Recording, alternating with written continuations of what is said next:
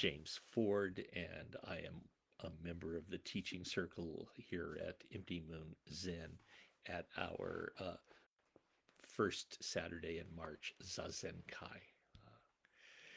Today, I thought we would consider that Zen koan where a cat meets a bad end. The case. The abbot Nanquan came upon the monastics of the eastern and western halls arguing about a cat. He took the cat and held it up with one hand while holding a knife in the other. He glared at the assembly and harshly said, "If you can give me a word, I will spare this cat. Otherwise, I will kill it." No one spoke, so he cut the cat in two. That evening, Chao Chou had returned to the monastery. Nanquan told him what had happened, and Chao Chou took off a sandal, put it on his head, and left. Nanquan spoke into the empty hall. "If only you had been there, the cat would have lived." It's one of a handful of koans we find repeated over and over. Nanquan and the Cat is one of those. It's collected in all the great anthologies. It's case 14 in the Gateless Gate, case 63 in the Blue Cliff Record, and case 9 in the Book of Equanimity. Dogen cites it in his personal collection of 300 greatest hits as case 181. And the contemporary Korean master Sung San counted it as the ninth of his 10 gates, later 12, central koans in his koan teaching. Of course, there's another thing about the case. Pretty much everyone is upset by it. The first time I heard it was as part of a Dharma talk where the teacher wanted to make sure we understood that Nanquan didn't really kill the cat, even though it says he killed the cat. Near as I can tell, that's a recurring theme addressed by many commentators starting from near the beginning of its being collected and commented on. Even Dogen did that. The case figures two stalwarts of koan literature. The first is Nanquan Puyan, who lived from the middle of the 8th to near the middle of the 9th centuries. He was a successor to the great Mazu Daoyi, which makes him a Dharma sibling to Bai Zhang and Layman Pang, among other luminaries of the classic Zen way. After his awakening and some further training, he settled in a hut he constructed on the slopes of Nanquan Mountain, from which we get his name. Eventually, Nanquan becomes the head of a large community a bit further down the slopes of the mountain. In the Gateless Gate, he appears in 6 koans. He had 17 Dharma heirs, the most famous of whom is Chao Chou. According to tradition, Chao Chou Kangxin lived from the last quarter of the 8th century right through to the end of the 9th, at least according to tradition. Famously, Chao Chou didn't begin formally teaching until he was 80, and then he taught for 40 years. Often, he's called the greatest Zen master of the Tang dynasty. Chao Chou features in 7 koans collected in the Gateless Gate, including in the first case, which, as you may recall, features a dog. As perhaps a footnote, while the case is told the same in the Gateless Gate, the Blue Cliff Record, and in Dogen's collection, in the Book of Equanimity, the second half, the meeting between Nanquan and Chao Chou is treated as a separate case.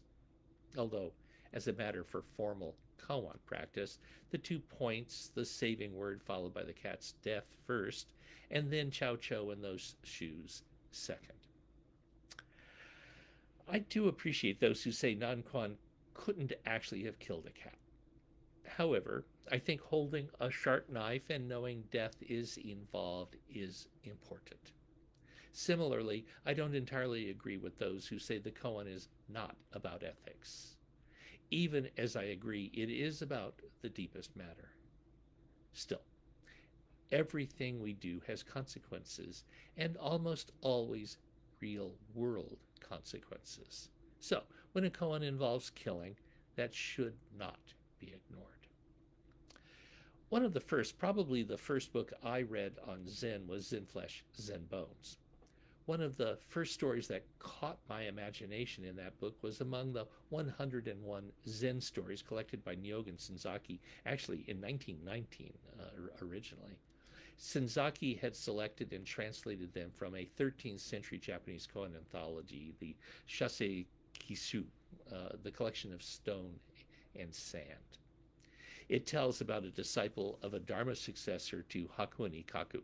The student had been given the sound of the one hand, Hakuin's personal addition to the koan collection. However, after 3 years, he couldn't get a grip on it. He went to the teacher, Sui Wu, and said he was giving up.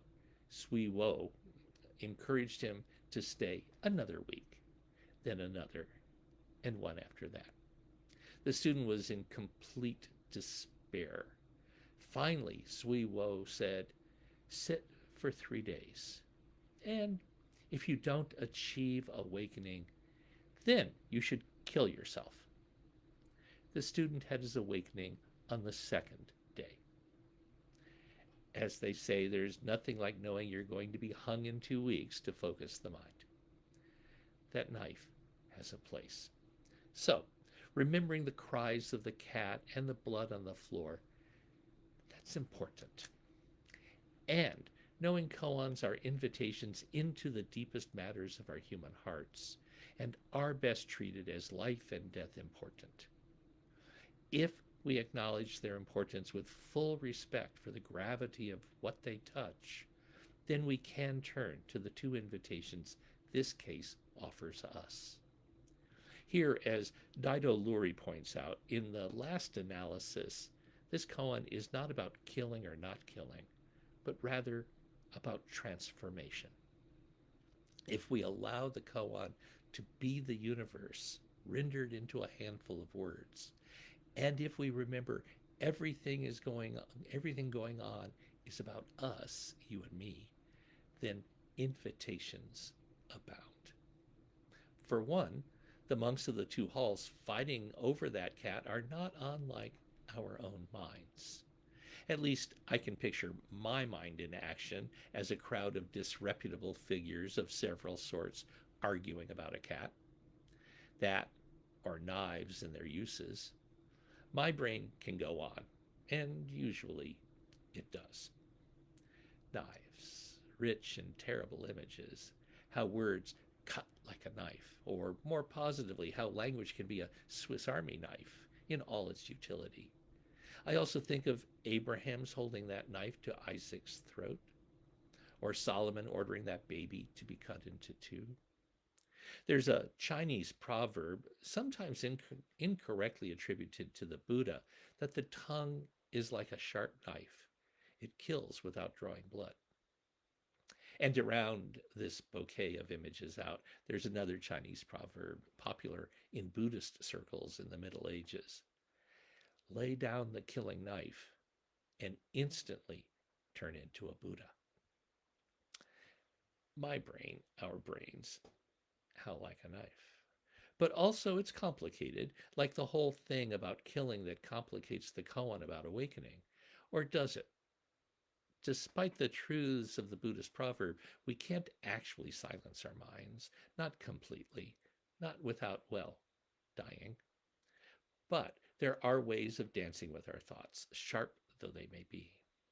I think of that story by the ancient Taoist sage Chuang-Tzu about an enlightened butcher, Cook Ding. Burton Watson's translation of the story has the cook telling his lord, "A good cook changes his knife once a year because he cuts. A mediocre cook changes his knife once a month because he hacks." I've had this knife of mine for 19 years, and I've cut up thousands of oxen with it, and yet the blade is just as good as though it had just come from the grindstone. There are spaces between the joints, and the blade of the knife has really no thickness. If you insert what has no thickness into such spaces, then there's plenty of room, more than enough for the blade to play about in.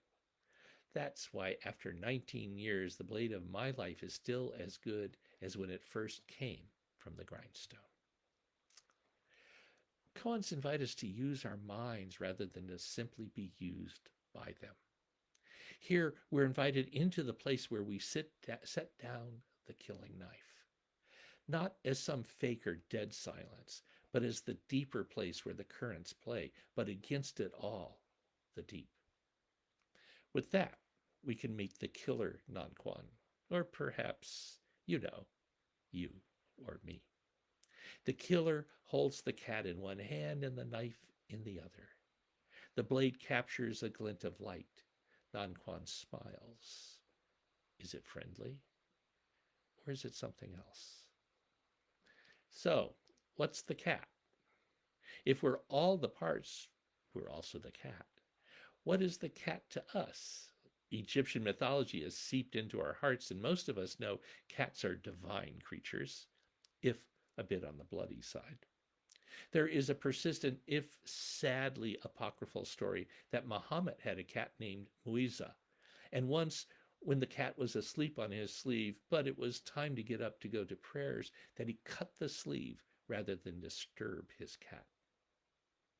More commentators on the koan suggest we take the cat as our true boundless nature. If we don't hold the idea too tightly, sure, words are sometimes traps, usually they are, but sometimes something else. And then that word. What's the saving word? When words are mostly traps, when we're lost in a sea of words, what then? Where is the saving word? In Chuangzi's story, Cook Ding continues his masterclass with the Lord. Whenever I come to a complicated place, I size up the difficulties, tell myself to watch out and be careful, keep my eyes on what I'm doing, work very slowly, and move the knife with the greatest subtlety until, flop, the whole thing comes apart like a clod of earth. I stand there holding the knife and look all around me, completely satisfied and reluctant to move on. And then I wipe off the knife and put it away. As they say, form and emptiness. But that's just too vague. There's a dead cat. There's blood on the floor, your knife, your cat, your blood. We have perhaps in that moment cut the one into two. The empty has become the messy world. And in at least one iteration of the koan, that's the end of the matter. How do we lean into that? Our boundlessness and the great mess, all the mess, the bloody mess, are not two. First, the koan showed how the empty is the great mess. But even in that version, the matter of Xiao Shou and his shoes follows immediately. And in all the other versions, this meeting is critical to allowing the koan to take us home. Aitken Roshi, in his comments, say he was given to understand that in ancient China, putting shoes on one's head is a sign of mourning. I've been told Master Sung San says the same thing. I've Googled around and I've not found anything to confirm this, but I like the idea. The details don't really matter. Whether it's a sign of mourning or more direct, a meeting of the moment, full and unflinching, open, engaged, not the moment before when the cat died, but the moment now when he's told about it. Then what? What's your answer? It reveals how the great mess becomes the boundless. How do we let grief and regret meet and mix into our lives? How do we meet the moments where they appear? And then allow the mystery to unfold. Adding in our part is appropriate, not too little, not too much. As the scripture says, you're not it, but in truth, it is you. How are we present in and with and to the whole mess of our lives? lives with choices, lives with constraints, lives with consequences. Old Nanquan holding up a cat and a knife. Chow Cho putting his shoes on his head and walking out. The world of forms rising and falling. The boundless. Not to